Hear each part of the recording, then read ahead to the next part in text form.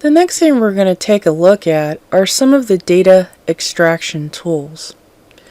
So we're going to go into our ARC toolbox, and there's two, I guess you could sort of say, major types of tools that you might be interested in, and it really has to do with the type of data that you're working with.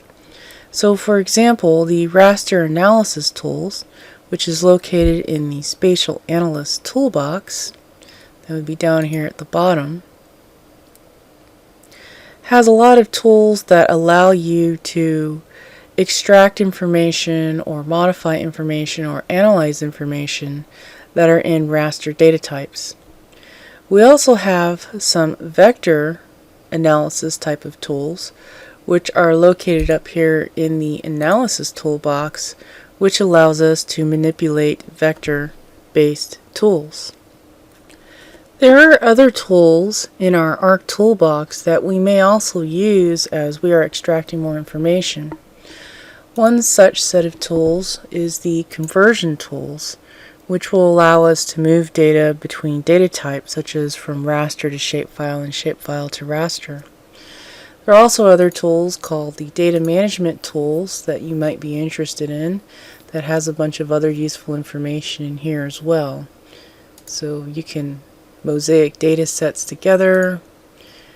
We can do some digital train modeling by kind of creating last file data sets.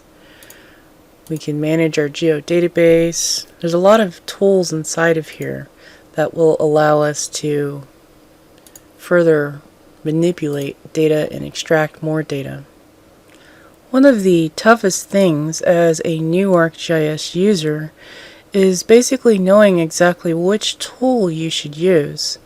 So if you're not very familiar with ArcGIS and you're new to ArcGIS, it's a little bit difficult to really know or understand the capabilities of each tool and just kind of know off the top of your head exactly which tool you should use.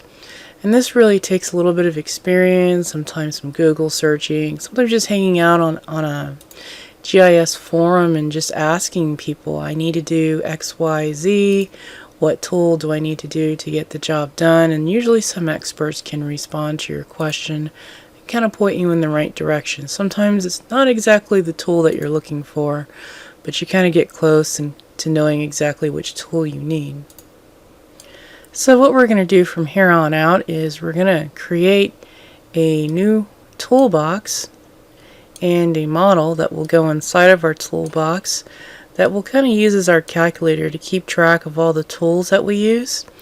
And then we'll start to go through some of the tools in the ARC toolbox just so that we can get a little bit familiar with how to use the tools and how to use Model Builder.